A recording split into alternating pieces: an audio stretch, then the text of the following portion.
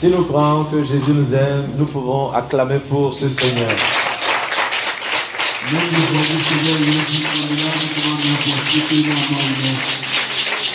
Est-ce que tu crois que Jésus t'aime? Il nous aime tellement. Il nous aime tellement. Et c'est son amour qui nous aide à aller de l'avant.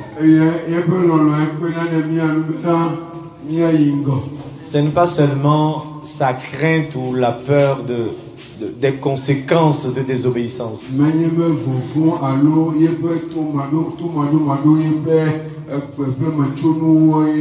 Mais c'est son amour. Imaginez quand vous avez une femme et des enfants. Vous dites, quand vous avez une femme et des enfants, et que votre femme et vos enfants vous obéissent à la lettre,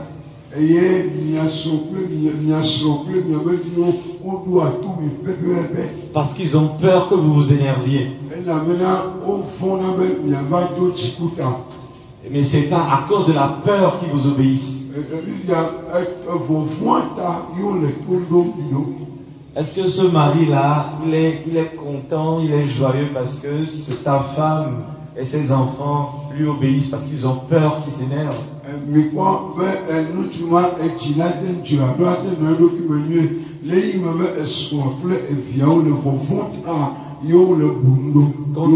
Contrairement à un mari dont la femme et les enfants lui obéissent parce qu'ils l'aiment.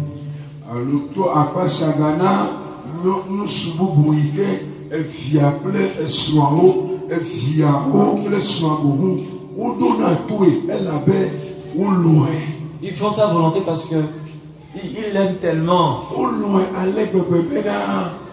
Ils savent que même s'ils font des bêtises, il va pas les tuer, il va pas leur faire du mal.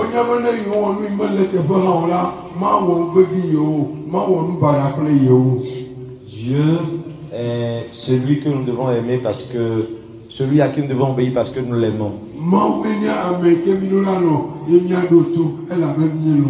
Amen. Amen. L'amour de Dieu n'est pas effectivement le sujet principal de ce soir. Mais c'est toujours bien de se rappeler combien Dieu nous aime.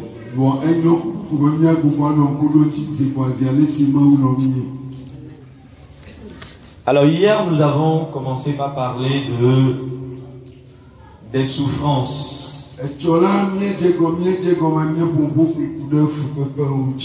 De notre passé. Nous avons parlé de Manassé, qui représente cette bénédiction dans nos vies qui nous fait oublier les blessures du passé.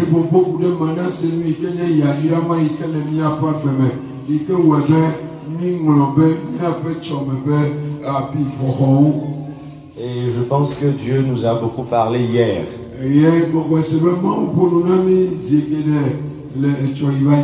Et je pense que quand vous êtes rentrés chez vous, vous avez, pour certains en tout cas, ce message a continué par résonner dans vos cœurs.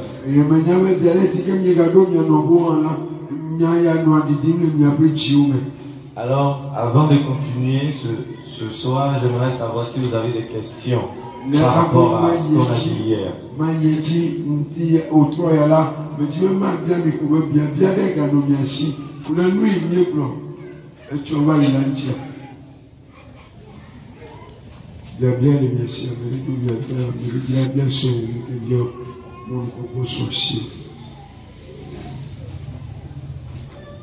D'accord. S'il n'y a pas de questions, on va avancer. Donc aujourd'hui, nous allons continuer dans la suite de ce qu'on disait hier.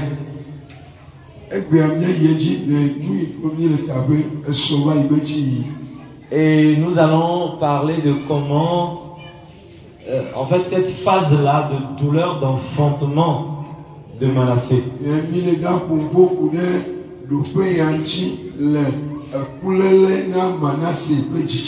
Parce que vous savez, quand vous recevez la parole de Dieu, comme la prédication qu'on a faite hier, qui nous a ouvert les yeux, nous a parlé de Manassé, de l'enfantement de Manassé. Quand la parole de Dieu sort ici, c'est comme une semence qui est rentrée dans votre vie spirituelle. Et donc, comme toute semence, avant que cela ne donne un fils ou un enfant aux yeux du monde,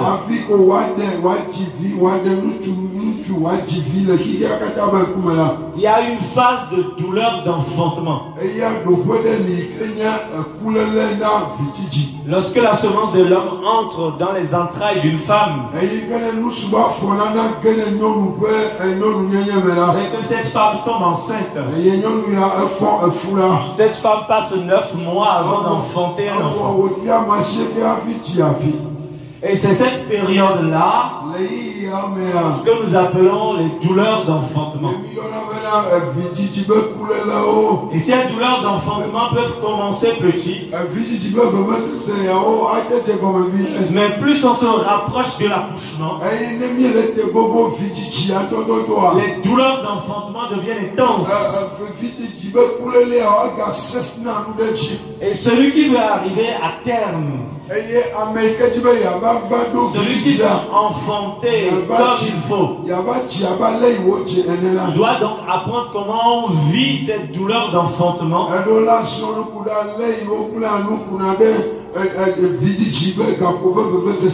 pour que l'enfant puisse voir le jour.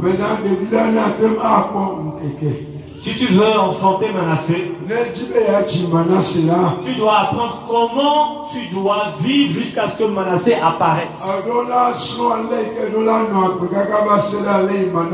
C'est ça la période de douleur d'enfantement.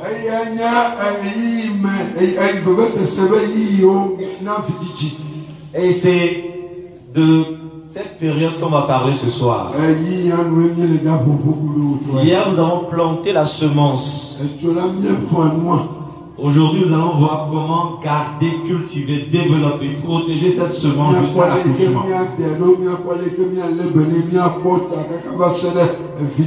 Nous allons parler de quel régime alimentaire, spirituel il faut vivre. Vous savez, quand une femme est enceinte, peut-être qu'elle va subir un régime particulier. Il y a des choses qu'elle ne va plus manger. Il y a certaines activités qu'elle ne va plus faire. Est-ce que vous comprenez que c'est la même chose qu'il faut spirituellement? Nous sommes des femmes enceintes. Mais nous ne comprenons pas cela. Et ce qui fait que nous mangeons de tout aliment spirituel. Et ce qui fait que nous faisons différentes activités spirituelles et charnelles. Et parce qu'on ne suit pas un bon régime, à chaque fois nous avortons l'enfant. À chaque fois on ne voit pas l'enfant venir au monde. Parce que nous perdons cet enfant-là, nous avortons l'enfant. À cause de notre ignorance. À cause de notre ignorance. Une femme enceinte qui ne sait pas comment elle doit vivre pour que son enfant voit le jour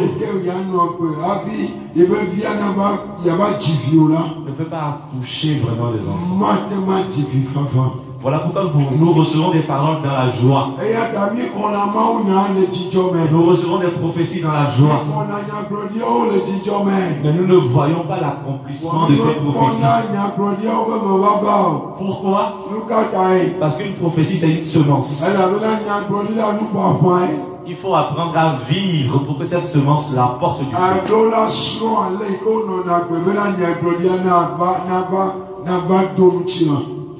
Amen. Amen. Jusque-là, on se comprend. Vous êtes toujours avec moi? Très bien. Ok. Nous allons prendre Proverbes, comme on a commencé hier dans les Proverbes. On va aussi commencer ce soir dans les Proverbes, Proverbes chapitre 19.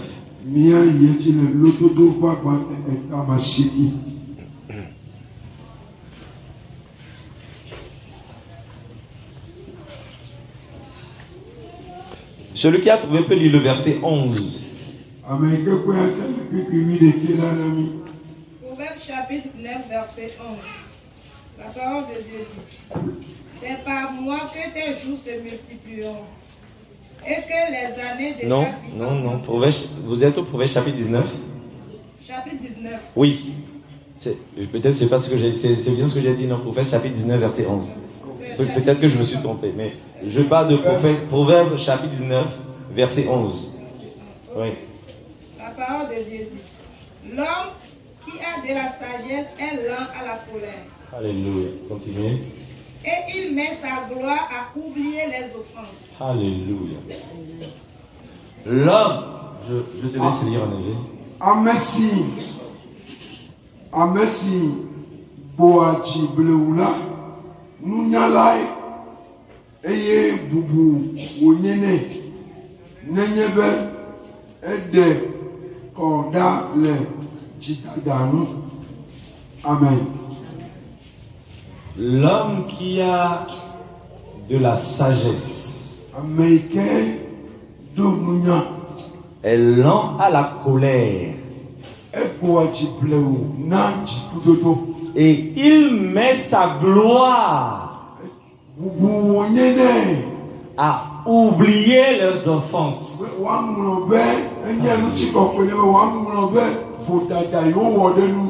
Vous vous rappelez donc que ce que représente Manassé, vous vous rappelez que Manassé, Joseph a dit que Dieu, effectivement, a fait oublier ses peines du passé.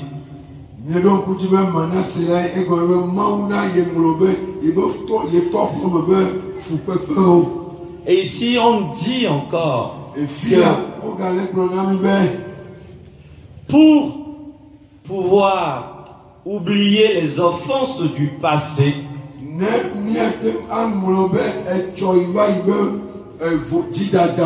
ou même les offenses du présent, il y a quelque chose qu'il faut acquérir d'abord. Et l'homme qui a de la sagesse, il faut une sagesse. Nous devons avoir une sagesse divine pour pouvoir oublier les offenses. Même plus que oublier les offenses, mettre notre gloire.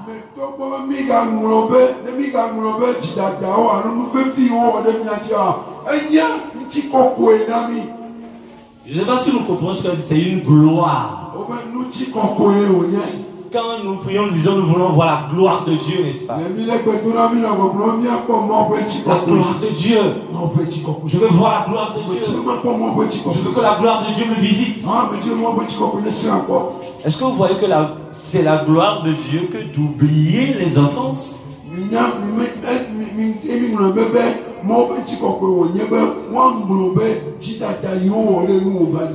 La gloire de Dieu, c'est d'oublier les offenses.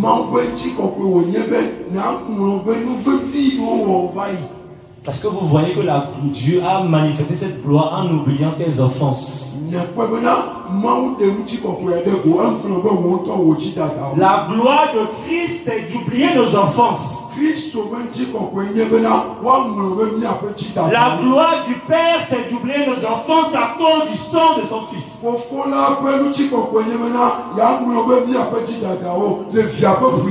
Satan ne sait pas oublier les offenses. Satan ne fait que rappeler les offenses. Mais s'il y a un esprit qui sait oublier les offenses, c'est l'Esprit de Dieu. Amen. Amen. L'homme qui a de la sagesse est lent à la colère Et il met sa gloire à oublier les offenses. Si tu es quelqu'un, une personne colérique, une personne qui s'irrite vite, là où tu es blessé dans ton cœur, tu es malade, tu te sens mal.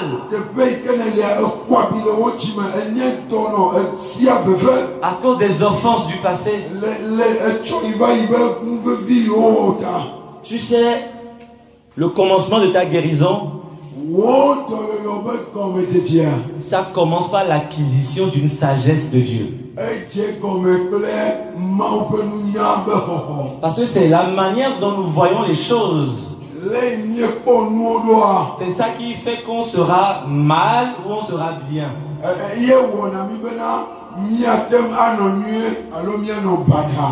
Notre vision des choses, notre compréhension des choses qui se sont passées dans nos vies vont déterminer notre calme, notre repos, ou notre colère, ou notre aigreur. C'est pour cela qu'il dit que l'homme qui est sage est lent à la colère. Donc ce soir, ce que nous allons essayer de voir, quelle est cette sagesse-là qui nous permettra d'être lent à la colère et de mettre notre gloire à oublier les offenses. Quand on dit que tu mettras ta gloire à oublier les offenses, c'est que toi-même, il y a des choses que les gens vont te pousser à, on va te pousser à répondre. Mais pourquoi tu te tais? Mais fais quelque chose.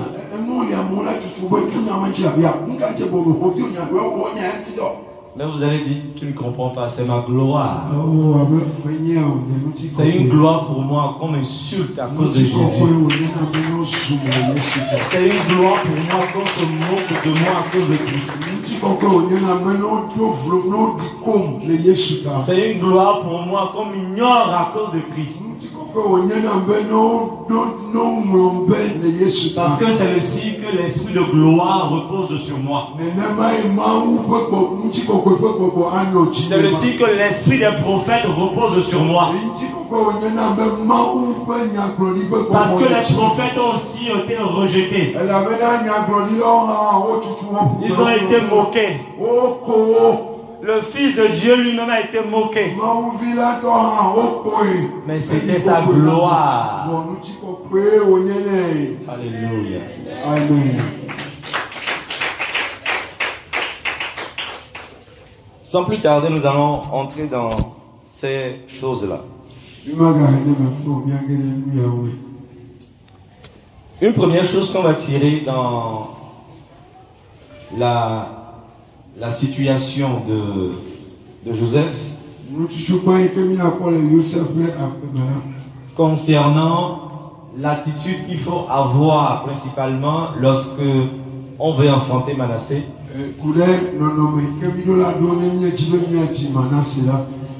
Nous allons prendre dans le livre de Genèse, dont on va reprendre l'histoire de Joseph. Alléluia.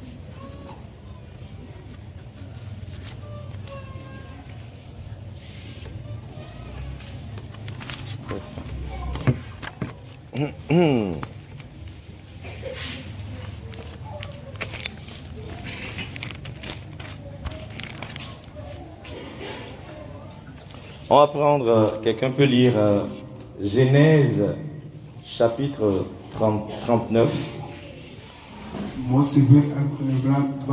du verset 1er au verset 3.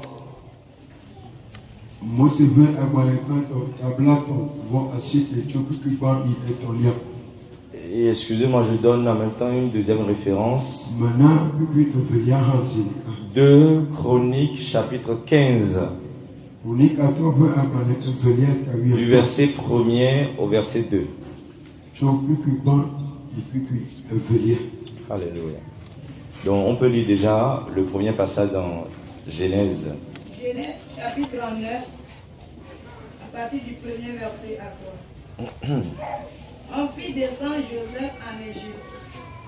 Et Potiphar, officier de Pharaon, chef des gardes égyptiens, l'acheta des Ismaélites, il avait fait descendre.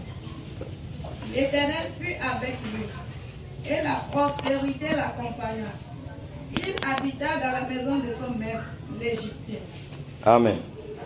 Retenons cette expression, l'Éternel fut avec lui. D'accord? L'Éternel fut avec lui. Donc nous allons lire maintenant le passage de Chroniques, de Chroniques.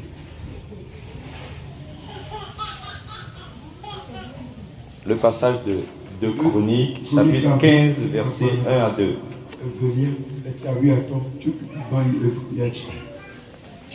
Deux Chroniques, chapitre 15, premier verset à 2.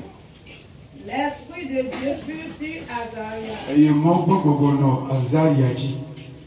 fils d'Obed. Et Azaria alla au-devant d'Asa. Et lui dit, écoutez-moi, Asa, et tout Juda et Benjamin, l'Éternel est avec vous. Quand vous êtes avec lui. Amen. Donc nous voyons dans la vie de Joseph quelque chose qui est dit sur lui. Dès qu'il arrive en Égypte, l'Égypte qui est loin de sa famille, l'Égypte qui représente le monde, un pays étranger, où il n'y a pas les frères et sœurs en Christ, il n'y a pas les frères et sœurs avec qui ont pris le même Dieu.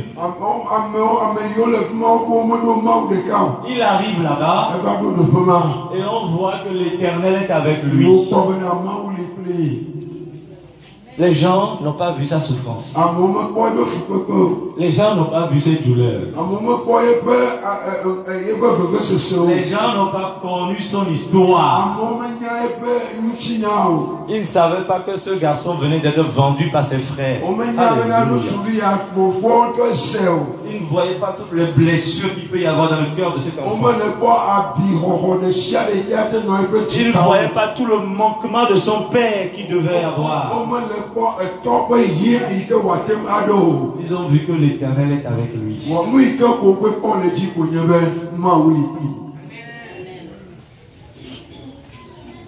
Nous apprenons maintenant dans le passage de Chroniques quelque chose. On nous dit l'Éternel est avec lui, mais ici on nous fait comprendre que l'Éternel est avec vous lorsque vous êtes avec lui.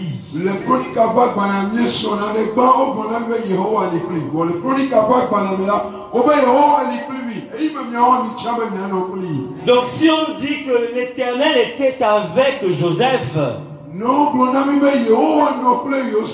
c'est parce que Joseph était avec l'Éternel. Si l'Éternel accompagnait Joseph, si les gens ne voyaient pas les souffrances de Joseph, mais ils voyaient plutôt l'Éternel qui était sur lui, c'est parce qu'au milieu de toutes ces déceptions, Joseph était encore avec l'Éternel. Alors je veux te dire que si tu veux enfanter ton Manassé, tu dois être avec l'Éternel. Si tu veux oublier des blessures du passé, tu dois être avec l'Éternel. Si tu veux oublier les souffrances de la maison de ton père, tu dois être avec l'Éternel. Véritablement avec l'Éternel. Pas seulement des bouches, mais véritablement. Je dis bien véritablement. Et comment est-on véritablement avec l'Éternel? C'est en gardant ses préceptes. C'est en aimant sa justice. C'est en gardant sa justice. Quand il te dit supporte, supporte. Il te dit pardonne, pardonne. Il te dit fais-moi confiance, fais-lui confiance. Il te dit ne parle pas, alors ne parle pas. Il te dit ne pense plus à ça, alors n'y pense plus. Il te dit laisse-moi te consoler, alors laisse-lui te consoler.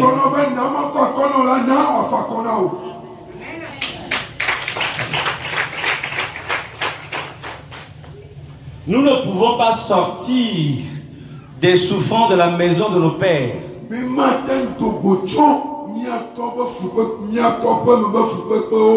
Si nous n'écoutons pas la parole de l'Éternel, et si nous n'obéissons pas à sa parole, la parole de Dieu, c'est le chemin qui te conduira hors de ces souffrances. Est-ce que tu comprends? Il ne s'agit pas que tu deviennes un docteur de la parole ou un docteur de la loi.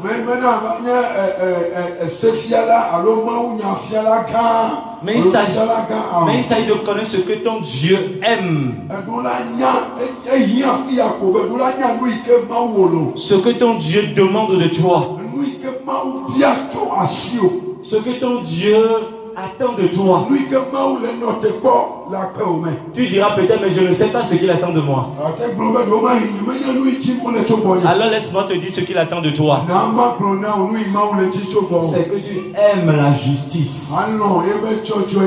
C'est que tu aimes ton prochain. C'est que tu aimes ce qu'il aime. C'est que tu l'aimes lui. Nous allons prendre un passage qui, ce que je viens de dire là, parce que j'aime enseigner, il faut qu'on ait des versets sur lesquels on peut retourner après.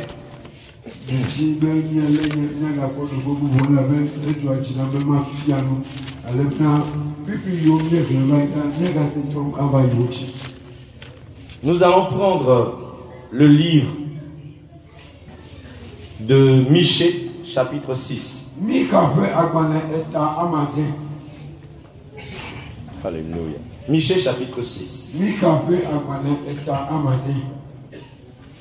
Nous allons prendre à partir du verset 6 jusqu'au verset 8. Celui qui a trouvé peut lire au nom de Jésus. Michée 6, à partir du 6e verset au 8e. Oui. Michée 6, verset 6. Car le fils méprise le père. La fille se soulève contre sa mère. La belle-fille contre sa belle-mère. Là, tu n'es pas dans, tu es dans Michée 6. Là. Chapitre 6, verset 6. Oui. Avec quoi me présenterai-je? C'est ça. Devant l'Éternel. Pour m'humilier devant le Dieu très haut. Me présenterai-je avec des holocaustes? Avec des veaux d'un an. L'Éternel agréera-t-il des milliers de béliers? Des milliards de torrents d'huile? Donnerai-je pour mes transgressions mon premier-né?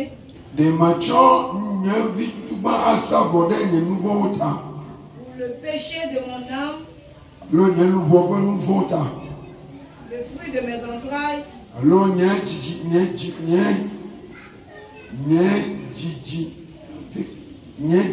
Voilà. On a compris. Amen. Verset 8. Verset 8. Oui. On t'a fait connaître. Oh homme. Ce qui est bien. Et ce que l'Éternel demande de toi. C'est que tu pratiques la justice. Que tu aimes la miséricorde. Et que tu marches humblement avec ton Dieu. Alléluia. Amen. Ce qui est écrit ici est très intéressant parce que c'est des choses c'est des questions que nous posons aussi souvent.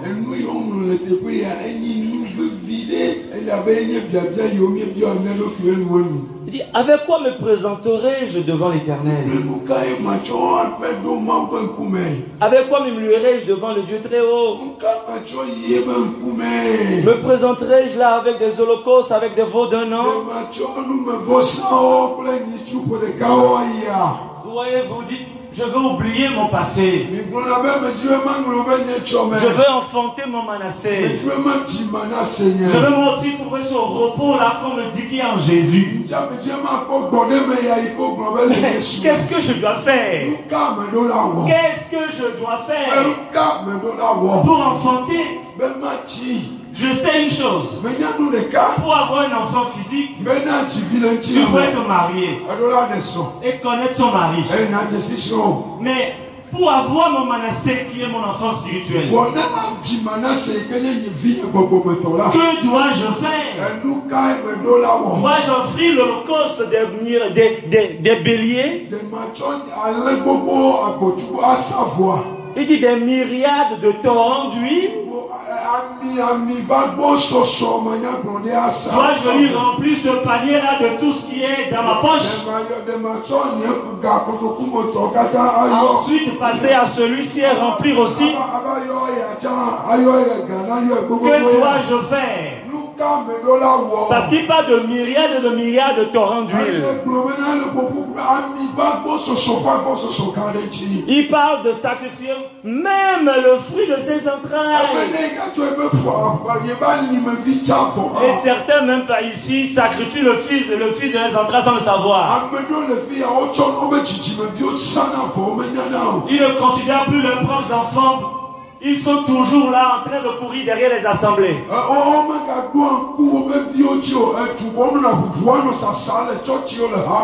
Leur pasteur le connaît plus que leur propre mari. Tout ce qui est dans leur secret est connu ailleurs. Leur mari n'est même pas au courant de ce qui se passe dans leur vie. Leurs femmes ne connaissent même pas leur projet. Leurs femmes ne connaissent même pas leur projet. Mais le pasteur connaît tout. Leurs propres enfants meurent de faim à la maison. Mais ils viennent tout le temps remplir ces paniers ici. Ils sont en train de sacrifier le fruit de leurs entrailles. Ils sont en train de sacrifier le fruit de leurs entrailles. Ils sont en train de sacrifier leur foyer. Ils sont en train de sacrifier leur mariage. Ce n'est pas ce que Dieu leur demande. Il dit, oh homme, oh femme, on t'a fait connaître ce qui est bon. Et ce que l'Éternel demande de toi, c'est que tu pratiques la justice. C'est que tu aimes la miséricorde. Et que tu marches humblement avec ton Dieu. C'est que tu aimes la miséricorde. Est-ce que vous comprenez ce que c'est que la miséricorde? Nous comprenons la miséricorde parce que c'est facile de sortir de l'argent de sa poche et donner à l'autre.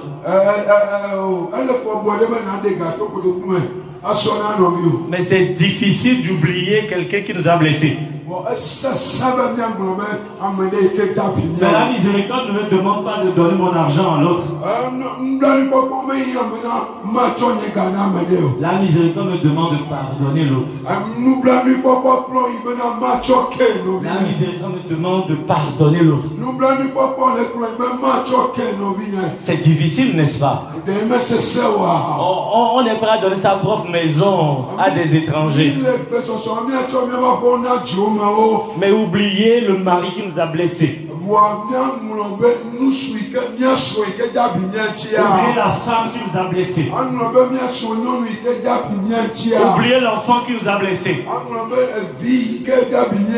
Oubliez le beau-père, la belle-mère, la belle-famille qui nous a offensés. Ça, c'est difficile. Alors voilà pourquoi il dit ce que Dieu attend de toi. C'est ces choses-là. Parce que ces choses-là représentent l'amour. On peut résumer ces choses-là en un seul mot. Ce que l'Éternel attend de toi, c'est que tu aimes ton prochain. C'est que tu aimes ton prochain. C'est simple, n'est-ce pas? Aimer son prochain. Mais vivre ça, ce n'est pas simple. La chose en elle-même, elle est simple. Ce n'est pas une loi compliquée. Ce n'est pas une demande compliquée. Mais vivre ça, c'est compliqué. Et vous savez quoi? Dieu sait que c'est compliqué. Et vous savez ce qu'il a fait? Il nous a donné le Saint-Esprit qui rend donc ces choses compliquées en des choses faciles. Des choses irréalisables en réalisables. Des choses que par ma propre force charnelle je ne peux pas faire. L'Esprit de Dieu me rend capable de le faire. Là où je ne peux pas pardonner l'adultère de ma femme, l'Esprit de Dieu me rend capable de pardonner. Là où je ne peux pas pardonner le rejet de ma famille, l'Esprit de Dieu me rend capable de le faire. L'Esprit de Dieu. Vous voyez, nous n'avons pas reçu l'Esprit de Dieu pour seulement parler en langue. Nous avons reçu l'Esprit de Dieu pour vivre ça. Pour pratiquer la miséricorde. Dieu nous a donné son esprit. C'est pour pouvoir pratiquer la miséricorde. C'est pour pouvoir pratiquer la justice. C'est pour pouvoir aimer notre prochain. Maintenant, tu commences par comprendre ce que tu dois désormais demander à l'Esprit de Dieu de faire dans ta vie.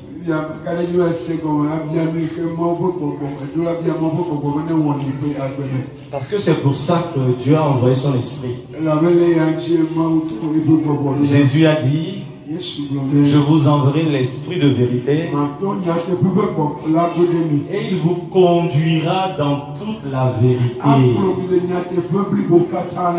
Vous voyez donc sa mission, c'est de nous conduire dans toute cette vérité-là, qui est difficile à vivre. Et Dieu le sait. Et c'est pourquoi il nous a envoyé l'Esprit. Donc lorsque nous voulons une première sagesse à acquérir, c'est la sagesse qui est que nous devons rechercher à être avec l'Éternel. Lorsque nous voulons sortir de la maison de servitude,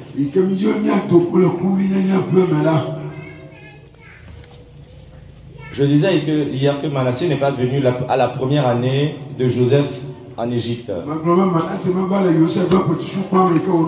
Manassé n'est pas venu à la deuxième année. Manassé n'est pas venu à la troisième année. Manassé est venu dans la persévérance. Dans la persévérance. Il ne suffit pas de dire je viens à Jésus, je le cherche pendant 2-3 mois. S'il ne se montre pas dans mon problème, moi je retourne rechercher mes solutions ailleurs. Ce n'est pas comme ça qu'on obtiendra la délivrance. Bien. j'espère que nous allons garder cela. On a différentes choses à voir, donc je ne vais pas m'attarder sur ça. Nous allons prendre maintenant une deuxième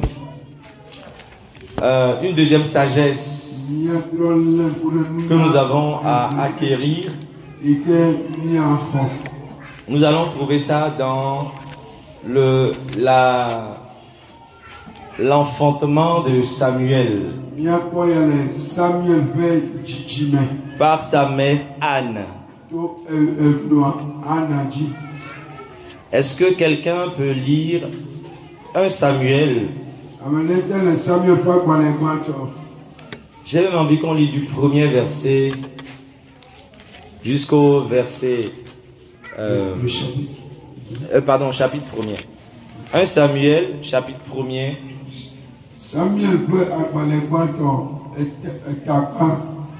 Du premier verset jusqu'au verset 17. Tu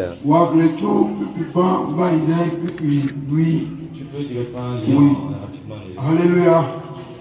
Nous tu as dit Ramatayim, Zophim, les Ephraim Tolaji, un coigneur Elkana, un messigné Yeroham, vi, un messigné Lihou, vi, un messigné Tozu, vi, un messigné Zouf, vi, eye, ounye, Ephraim Ton, Ede son effet, et car encore eye Hana, eye Evelia, encore nye Penina, Penina Jifi, que Hana meji via de que o, eye Nuchusia, Chua epe du me pe nu eye Nuchusia, Chua epe du me besia be yina da doa gbeda eye wosa vona Yehowa zebot le silo afisi elipe nuchu eviao ofni ble Pinehas onya nunola na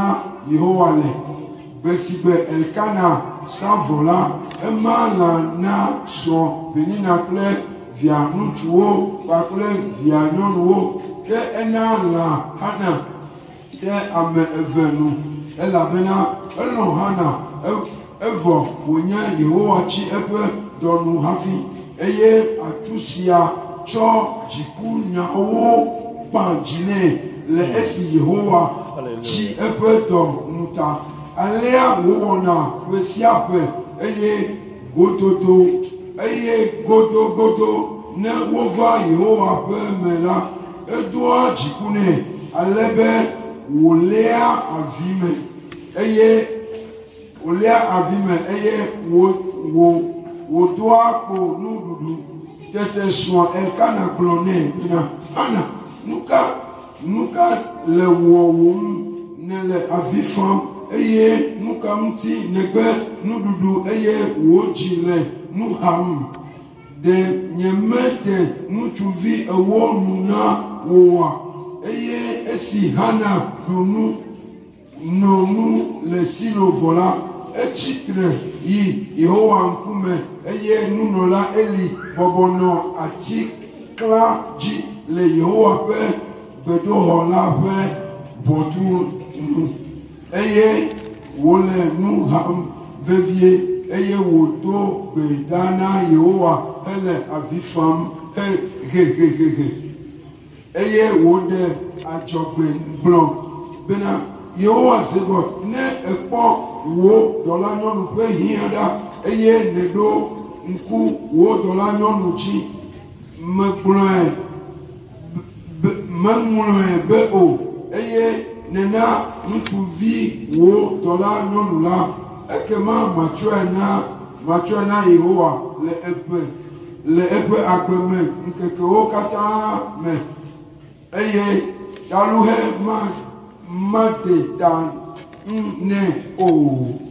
Amen.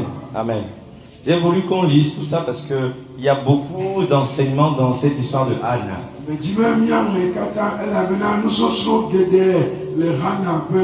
Parce que oui, nous parlons des souffrances de la maison de nos pères. Mais je pense que nous avons conscience et depuis hier, nous réalisons qu'il y a aussi une souffrance dans le foyer. Mi va donc pointi, mi va le cadente fiabena le son de bera à kukili. Beaucoup ont des souffrances dans le foyer. Que de haut do kuki le son de bera. Beaucoup ont des blessures dans le foyer. Que de haut au kwabi le son de bera. À cause des moqueries, à cause des mépris, à cause des humiliations de toutes sortes. Je veux que nous comprenions que Anne est passée par là. Anne était stérile jusque-là. Et sa co-épouse la mortifiait, se moquait d'elle.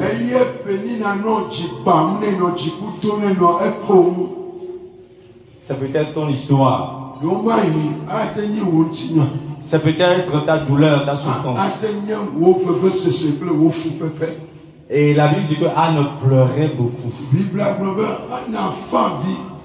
Mais ce qui est bien, c'est que Anne ne faisait pas que pleurer. Anne priait beaucoup. Et vous savez ce qui l'a fait sortir de sa situation? Ce n'était pas ses larmes, mais c'était sa vie de prière. Deuxième chose donc, nous voulons sortir de la souffrance du passé. C'est un combat à remporter. C'est un combat. C'est un combat. Est-ce que nous comprenons? Ce principe est le même pour tout ce que nous voulons conquérir en Jésus.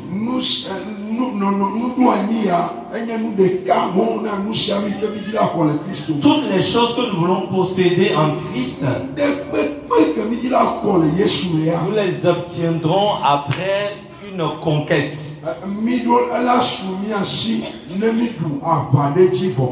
Dieu a promis Israël, Dieu a promis à Israël le pays de Canaan.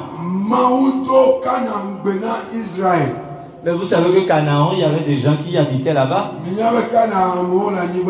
Canaan, ce n'était pas juste des maisons qui étaient vides. Et puis Dieu a dit, regardez, il y a une ville où j'ai construit plein de maisons qui sont vides. Allez habiter là-bas.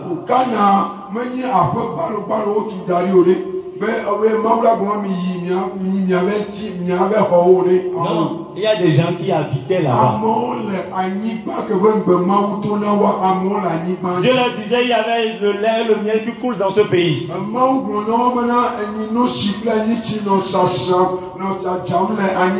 Mais là où il y a le lait et le miel qui coulent,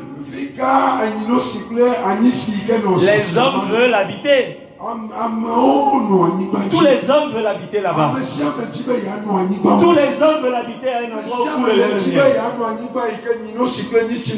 Mais Dieu te dit, ce pays sera à toi. Je veux que les choses les pays que Dieu veut que nous conquérons, c'est des pays habités. Et pour pouvoir s'établir dans ces pays, il faut dégager ce qui était là. Il faut combattre ce qui était là. Il y a une guerre à faire. Et cette guerre-là, Israël a commencé avec Moïse. Israël a poursuivi avec Josué. Si tu ne fais pas la guerre, tu ne rentreras pas dans ton héritage en Jésus. Si tu ne fais pas la guerre, tu pleureras toute ta vie en Jésus. Mais tu ne rentreras dans rien. Tu ne rentreras dans rien. Tous les pasteurs les plus puissants du monde peuvent prier pour toi. Tu ne rentreras dans rien. Parce qu'aucun pasteur n'est déçu de la volonté de Dieu. La volonté de Dieu, c'est que chacun de ses enfants soit un homme ou femme de guerre. Chaque enfant de Dieu doit apprendre à faire la guerre. Et c'est pour cela que Dieu va laisser des ennemis traîner dans ta vie. C'est pour cela que Dieu ne te délivre pas tout de suite le jour de ta conversion de tous tes ennemis.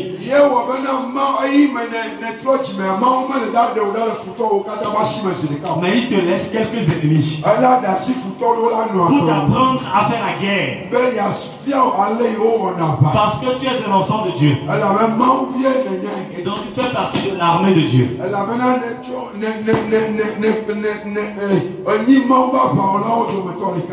Est-ce que nous comprenons ces choses? Nous sommes en train de dire que nous voulons être délivrés des blessures et des souffrances du passé.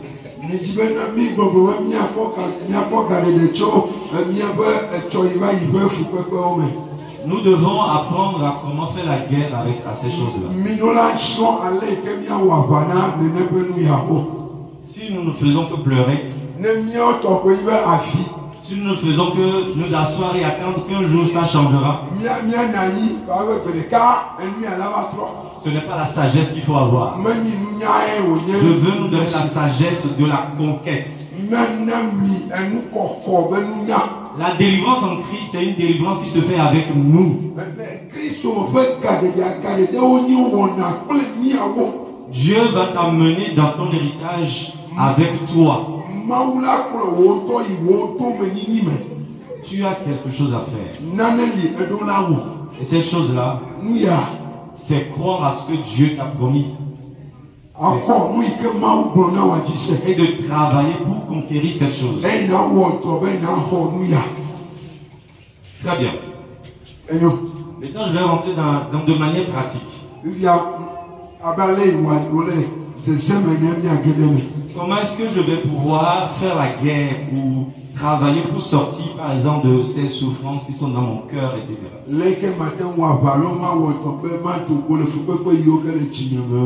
Je disais déjà hier que lorsque la Bible nous dit que garde ton cœur plus que toute chose, car de lui vient la source de la vie. On disait qu'il y a une connexion entre les oreilles et le cœur. Tu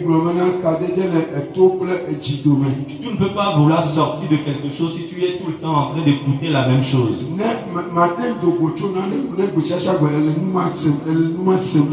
À cause du principe spirituel qui dit la foi vient de ce qu'on entend.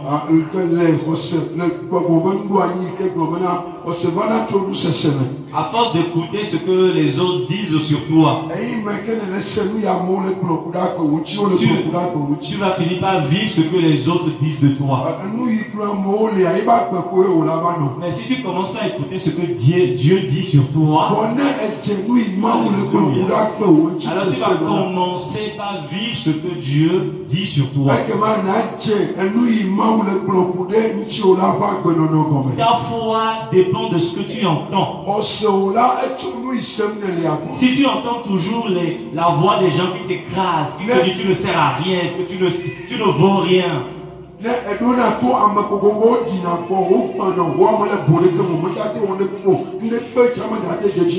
quand je dis tu entends, je ne dis pas que ces gens te parlent toujours à l'oreille. Mais c'est que toi tu repasses ces choses dans ton cœur. Quand tu es seul, tu ne fais que penser à ces paroles des hommes.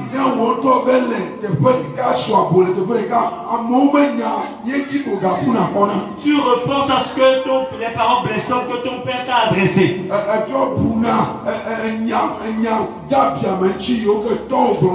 Tu repenses à des paroles blessantes que ton mari t'a adressées.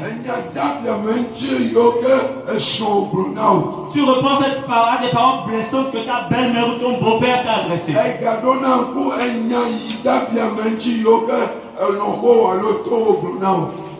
Et ça, ce n'est pas la bonne sagesse à avoir.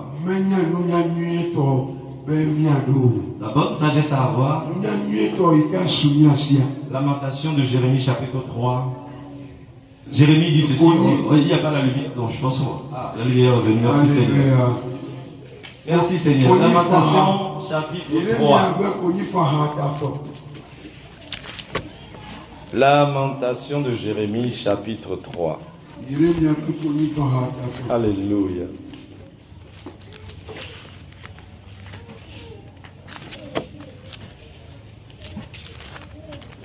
Jérémie, chapitre 3. Pardon, Lamentation de Jérémie, chapitre 3. Et je ne vais pas tout lire, je vais lire à partir du verset 19. Jérémie dit ceci. Quand je pense à ma détresse et à ma misère, à l'absinthe au poison,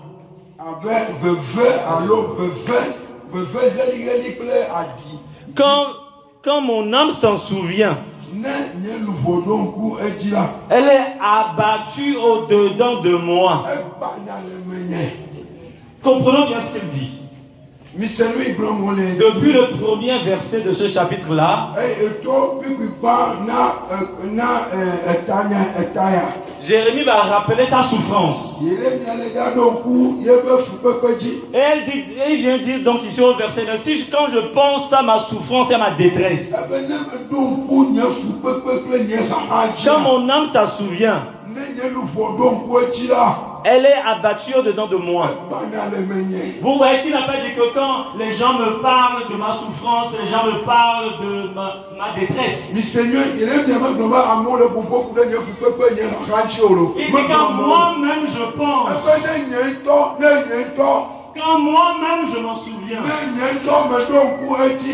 quand moi-même je me rappelle ces choses, il y a donc deux choses que nous devons éviter. Tendre nos oreilles aux gens et repasser les choses dans nos cœurs. C'est exactement comme si on tendait nos oreilles à quelqu'un. Parce que parfois ceux qui t'ont blessé ne sont plus avec toi.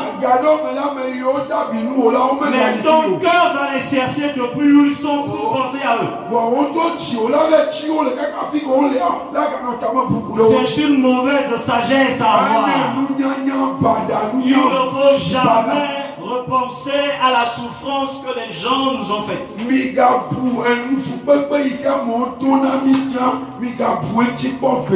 Et donc c'est pourquoi Jérémie dit dans la suite du verset, après avoir dit quand mon âme s'en souvient, elle est abattue au-dedans de moi. Est-ce que tu veux rester abattu, femme? Est-ce que tu veux rester abattu, jeune homme? Est-ce que tu veux rester abattu, homme blessé? Est-ce que tu veux rester abattu, serviteur de Dieu blessé? Est-ce que tu veux rester abattu, homme de Dieu dans la souffrance? Alors si tu ne veux pas rester abattu, alors c'est fait comme Jérémie a fait. Il dit voici ce que je veux repasser en mon cœur. Voici ce qui me donnera de l'espérance. Les bontés de l'Éternel ne sont pas épuisées. Ses compassions ne sont pas à terme. Elles sont renouvellées tous les matins. Alors que veux-tu repasser dans ton cœur? Tu veux repasser la parole des gens qui t'ont dit que Dieu t'a oublié? Tu veux repenser les paroles des hommes qui t'ont rejeté? Tu veux repenser la méchanceté des hommes dans ton cœur? Ou bien tu veux repenser à la bonté de l'Éternel, à la parole de l'Éternel? Parce que ce que tu repasses dans ton cœur, c'est ce qui conduira ta vie. Ce que tu repasseras dans ton cœur, c'est ce qui régnera dans ta vie. Si tu repenses à la parole de Dieu dans ta vie, alors la parole de Dieu régnera sur ta vie. Si tu repenses aux méchancetés des hommes dans ta vie, alors la méchanceté des hommes régnera dans ta vie. Si tu veux repenser au passé de ta vie, alors ton passé régnera sur toi. Mais si tu choisis de repasser à l'avenir de Jésus, au projet de Jésus pour toi, il dit, je connais les projets que j'ai formés sur toi, des projets de paix et non de malheur, afin de t'assurer un avenir certain. Il dit, je sais ce que j'ai mis en toi, et je sais les dons que j'ai mis en toi. Je connais l'amour que j'ai pour toi. Veux-tu penser à mon amour? Ou veux-tu penser à la méchanceté des hommes? Ils ne connaissent pas ta valeur, parce qu'ils ne sont pas ton créateur. Moi je suis ton créateur. Ton créateur est ton époux. C'est moi qui ai formé des projets sur toi. C'est moi qui t'ai fait venir sur cette terre. C'est moi qui ai un dessein pour toi. C'est moi qui t'ai créé dans mes desseins éternels. C'est moi qui ai un avenir pour toi. Aucun homme n'a de projet pour toi. Les projets des hommes ne sont que validés. Alors veux-tu repasser le projet pour toi dans ton cœur? Ou veux-tu repasser la méchanceté des hommes? Les bontés de l'Éternel ne sont pas épuisées. Veux-tu repasser ça dans ton cœur, femme blessée? Veux-tu repasser ça dans ton cœur, âme brisée? Les bontés de l'Éternel à l'endroit de Joseph n'est pas épuisée. Les bontés de l'Éternel qui a fait enfanter Manassé à Joseph n'est pas épuisée. Il dit, ces compassions ne sont pas à terme. Elles se renouvellent chaque matin. Chaque matin. Regarde. Le mépris des hommes veut se renouveler aussi chaque matin. Le diable veut renouveler sa méchanceté de ta vie chaque matin. Chaque jour tu te lèves, il y a un nouveau plan du diable contre toi. Chaque jour tu te lèves, il y a des pensées mauvaises qui viennent contre toi. Chaque jour tu te lèves, tu découvres qu'il y a un malheur encore qui arrive dans ta vie. De la même manière que le diable renouvelle ses oppressions contre ta vie. Laisse-moi te dire que ton Créateur aussi renouvelle ses bontés dans ta vie. Chaque matin que tu te lèves, chaque matin que tu te lèves, rappelle-toi qu'il y a une bonté de Dieu pour toi ce jour. Chaque jour que tu te lèves, rappelle-toi qu'il y a une grâce de Dieu pour toi chaque jour. Chaque jour que tu te lèves, rappelle-toi qu'il y a une bonne nouvelle pour toi de la part de Dieu. Parce qu'il dit que l'onction du Saint-Esprit est sur lui pour annoncer la bonne nouvelle aux malheureux. La bonne nouvelle aux malheureux. Chaque matin, les anges sont positionnés devant ta porte. Ils veulent te donner une bonne nouvelle. Ils veulent te donner une bonne nouvelle. Chaque matin, ils sont à ta porte. Ils veulent te donner une bonne nouvelle. Alors quand veux-tu recevoir comme nouvelle? La nouvelle des hommes? La nouvelle des hommes? Ou la nouvelle de Dieu? La méchanceté des hommes? Ou la bonté de Dieu? Le rejet des hommes? Ou l'acceptation de Dieu? C'est toi qui choisis. C'est toi qui choisis ce que tu veux repasser dans ton cœur. Homme de Dieu, femme de Dieu. Brebis de Dieu blessé. Oh, troupeau blessé. Troupeau du Fils de Dieu blessé. Écoute bien ce que ton Dieu te dit. Tu es sa création. Tu es son œuvre. Il veut régner dans ta vie par ses œuvres. Il veut régner dans ta vie par ses œuvres. Ne pense plus au projet du diable dans ta vie. Ne pense plus aux méchancetés méchanceté du diable dans ta vie. Maintenant, vous t'avez coulé à Bossambe, Fondifoni, Oh, que tes yeux soient sur le Fils de Dieu. Que tes yeux soient sur Golgotha. Regarde cette montagne de Golgotha. Que tes yeux soient fixés là-haut. Celui qui t'a aimé, qui ne peut jamais te briser. Il dit, il n'éteint pas le lumignon qui fume déjà. Il n'éteint pas le lumignon qui fume déjà. Alléluia. Il ne vient pas casser le roseau.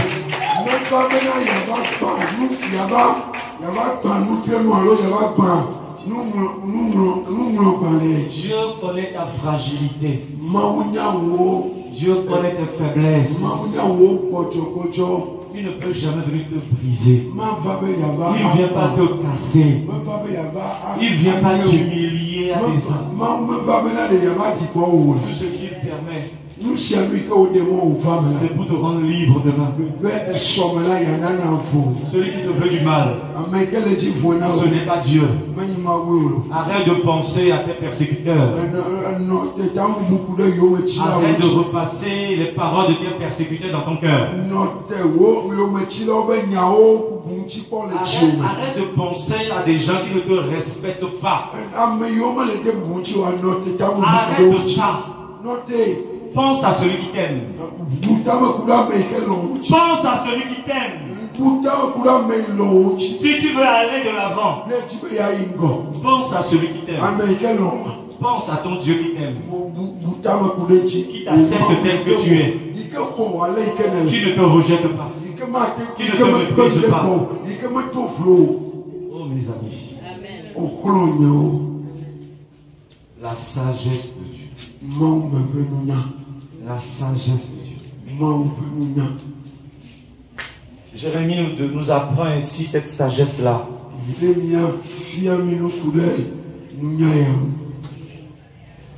Cette bonté se renouvelle chaque matin. Tu as le choix. Tu as d'un côté chaque matin le renouvellement de la persécution du diable.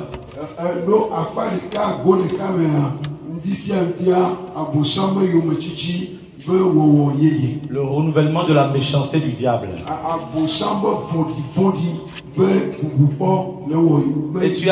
Et tu as de l'autre côté, oh, le renouvellement de la bonté de ton Dieu. Que choisis-tu de penser? Que choisis-tu de repasser dans ton cœur?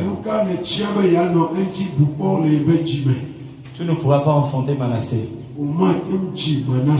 si tu penses toujours à la maison de servitude. Mais si tu regardes de l'avant, oh, si tu regardes de l'avant, tu atteindras là où tu regardes. Tu atteindras là où tes yeux voient. Je ne sais pas s'il y a beaucoup qui conduisent ici. Mais la première leçon de conduite qu'on m'a donnée quand j'apprenais à conduire,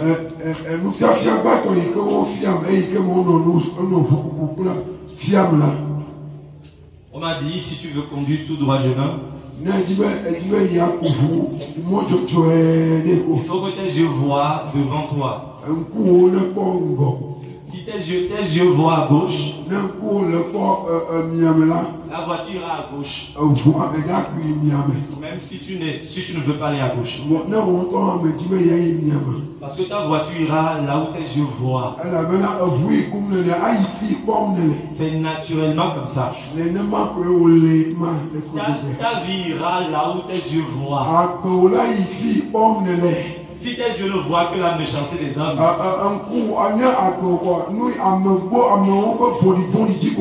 vie sera embourbée dans la méchanceté des hommes.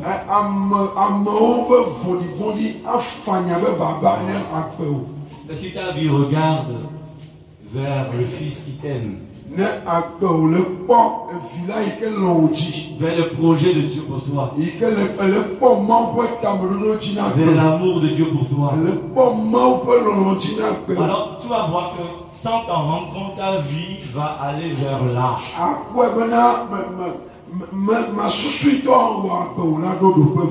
Ta vie ira dans le sens où tes yeux voient. C'est pour cela que c'est important ce que nous pensons dans nos cœurs.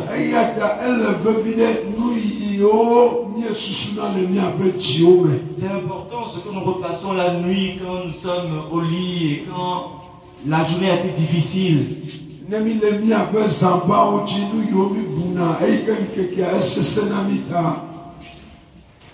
C'est important.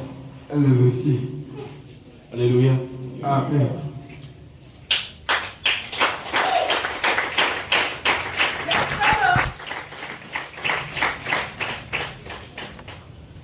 Oh mes amis.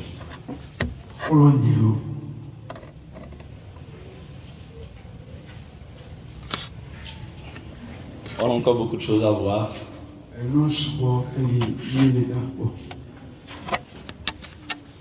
J'espère qu'on aura le temps de voir ça demain.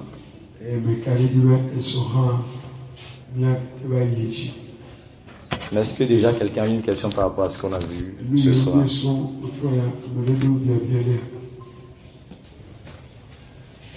Je vais peut-être déjà résumer avant que si vous avez des questions, vous me posez la question.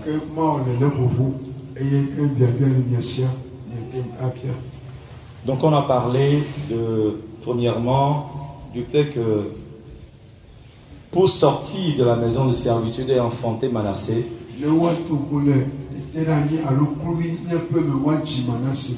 il faut rechercher à acquérir une sagesse. Et ensuite, on a essayé de commencer par regarder c'est quoi ces sagesses-là. C'est quoi ces attitudes-là qu'on doit avoir pendant la période où on est dans la douleur d'enfantement de Manassé.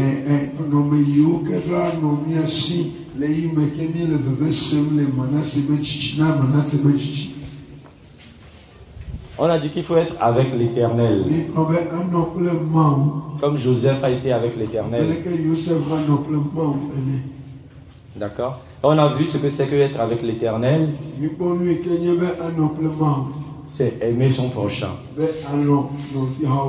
Et dans le son prochain là, il y a ceux-là même qui nous ont blessés. Vous savez ce que Jésus a dit à ces sujets. Je vais résumer, mais je suis encore porté à parce que c'est important ça. Parce que quand on dit, on parle de prière, souvent nous ne prions pas selon la vérité.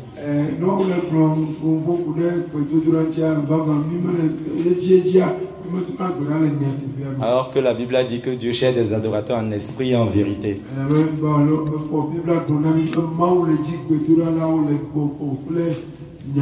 Nous parlons beaucoup de prier en esprit, de le prier en esprit, prier en esprit. Mais nous oublions prier en vérité. Jésus va dire clairement dans Matthieu chapitre 5.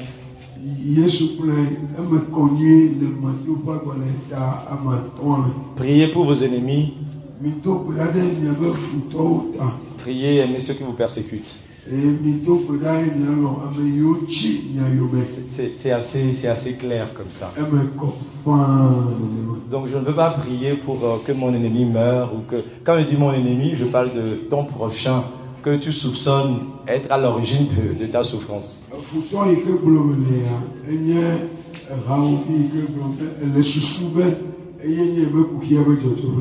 Et même si c'était lui qui est derrière ça,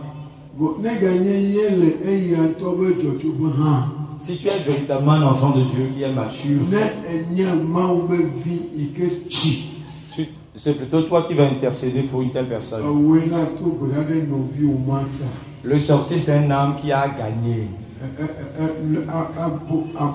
Le sorcier. C'est une âme qu'il faut gagner. Il faut le gagner. C'est pas un ennemi qu'il faut venir réveiller, vouloir qu'il meure.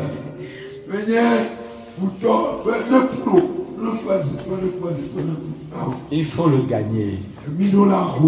Si tu connais la puissance de ton Dieu, tu verras que le sorcier, c'est une âme qui est malade, qui est possédée, qui a besoin de délivrance.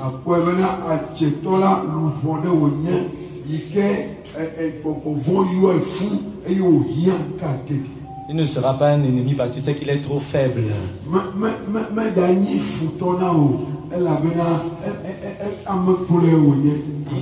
Il est fort sur ceux qui n'ont pas l'esprit de Dieu. Mais pour ceux qui connaissent leur Dieu, le sorcier c'est un enfant.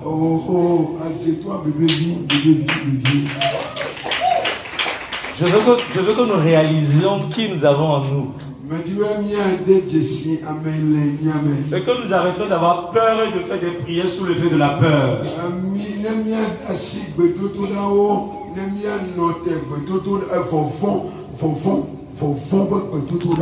Donc je reviens dans mon résumé. Donc il faut aimer son prochain, donc pratiquer la justice, pratiquer la miséricorde, écouter Dieu, le suivre. Donc ça c'est... Il faut rester en prière. Comme Anne était en prière, dans ses persécutions, elle priait beaucoup. Elle ne faisait pas que pleurer. Attention, ce n'est pas interdit de pleurer dans ses souffrances. Mais la sagesse de Dieu nous demande de ne pas rester seulement dans les larmes. Et si Dieu permet, on le verra dans les psaumes 83-84. Dieu veut que nous changions. Dieu veut que nous changions nos vallées de larmes en des sources intarissables.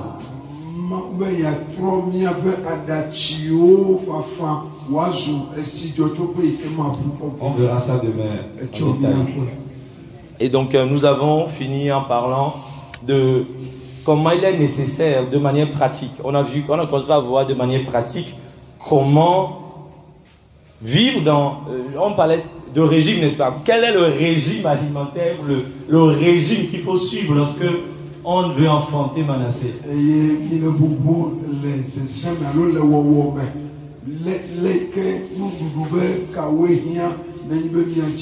Ce régime, il faut commencer par pratiquer ça dès ce soir.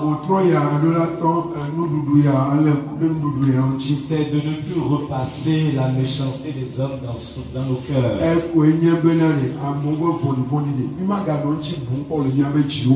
Ça, c'est le régime de grossesse.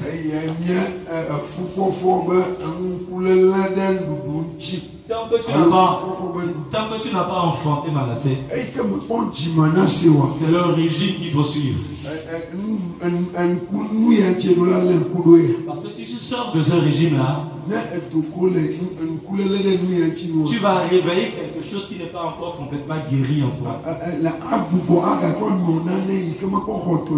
Parce qu'à chaque fois que tu penses à ces choses-là,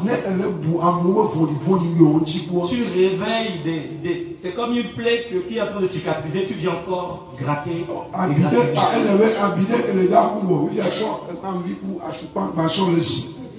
Parce qu'elle est démange, ça te démange et tu grattes encore, tu grattes encore. Et maintenant la plaie va encore revenir, c'est comme ça revient encore à zéro. C'est encore une nouvelle plaie. C'est comme au début. Donc tous les efforts que tu as fait jusqu'à ce que cette cicatrisation commence, tu es encore ramené en arrière. Est-ce que vous comprenez? Le diable viendra te démanger pour que tu grattes, tu grattes.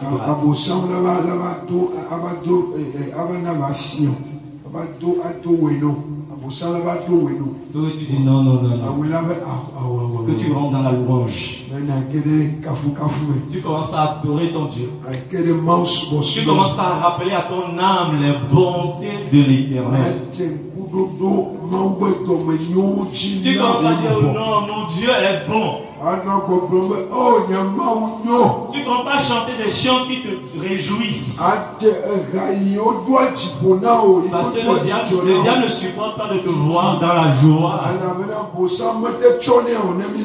Ce qu'il veut, c'est que tu sois là à pleurer, à te lamenter.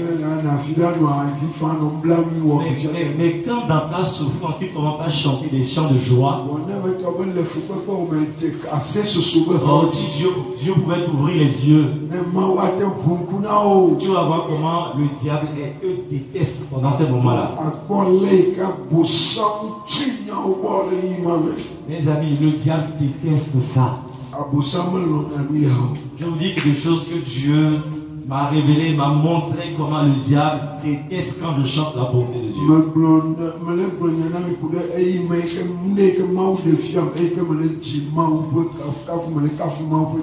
Quand j'ai vu l'état dans lequel le diable était, il n'était pas dans cet état lorsque je suis en train de prendre autorité contre les ténèbres.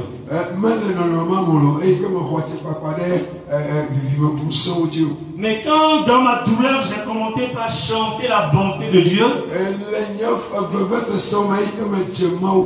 j'ai vu le diable comme dans une folie. Parce qu'il ne comprend pas. Mais comment peux-tu continuer à chanter Dieu avec tout ce qui te manque, avec toute ta souffrance? Tu continues à le louer. Tu continues à dire qu'il est bon. Mais quelle bonté vois-tu pour le chanter? Oh mes amis, chantons la bonté de Dieu. Dans quelle souffrance? Chante la bonté de Dieu. Comme Jérémie. Lorsque tu veux penser à ta souffrance, lorsque lui veut te faire penser à ta détresse, toi tu te lèves et tu chantes. Quand je vois la bonté de mon Dieu briller sur le toit de ma maison, oh mon âme bénit le Seigneur. Il dit quoi? Quelle bonté? Tu as vu quoi? Tu as vu quelle bonté pour le chanter?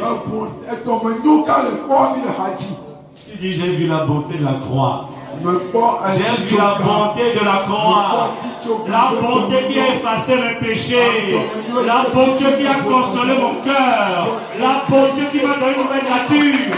Même si je suis seul, même si je suis stérile, même si je suis malade, il y a une bonté qui a lavé ma conscience. Il a lavé ma conscience. Il a purifié mon péché. Alors mon âme bénira l'Éternel. Parce que je vois la bonté de Dieu manifestée à la croix. Est-ce que cette bonté te suffit ou pas? Est-ce que ça te suffit? Ou tu veux forcément quelque chose d'autre avant de chanter sa bonté? Moi, la croix me suffit pour le louer. Oh mes amis, la croix me suffit pour le louer. Qui m'a ça. Alléluia. La croix me suffit pour le louer. Je ne sais pas ce que représente la croix pour toi. Je ne sais pas ce que la croix apporte dans ta vie. Mais moi, la croix est mon sujet de louange. C'est mon sujet de louange. Quand je vois l'amour du Fils de Dieu pour toi et moi, oh, mon âme ne peut que le louer. J'ai envie de t'amener à aimer ce Dieu-là. Je veux que tu aimes ce Dieu-là. Je veux que ce Dieu devienne ton époux. Que tu arrêtes de courir derrière les hommes. Mais quand j'ai trouvé un homme, j'ai bu de son eau. Et je n'ai plus soif.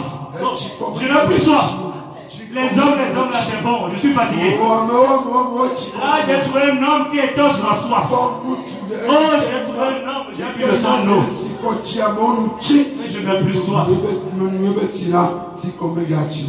Veux-tu boire comme la femme samaritaine c'était? Elle passait d'homme à homme. Pourquoi passer devant homme? Parce qu'il y avait une soif qui n'était pas comblée. Il y avait quelque chose qu'elle ne voyait pas chez les hommes. Mais quand il a trouvé l'homme le plus beau, l'homme le plus glorieux, l'homme le plus aimable, l'homme le plus tendre, l'homme le plus doux, quand il a vu le Fils de Dieu, c'est bon, c'est bon. Les hommes de cette terre-là, c'est bon, c'est fini pour vous. J'ai trouvé un homme. J'ai trouvé un homme. Cet homme-là, c'est Jésus. Oh, mes amis, levons-nous pour le bénir, cet homme-là. Il est notre amour. Il est notre amour. Dis-lui, je veux boire de cette eau, Jésus. Je veux boire de cette eau qui calme mon âme. Et je veux repenser chaque matin à tes bontés. Oh, fais-moi repenser à tes bontés chaque matin. Parce que je veux garder cette sagesse-là. Cette sagesse-là qui me dit de toujours repenser à tes projets pour moi. De toujours repenser à tes bontés pour moi. Alléluia. Oh, mes amis, prions.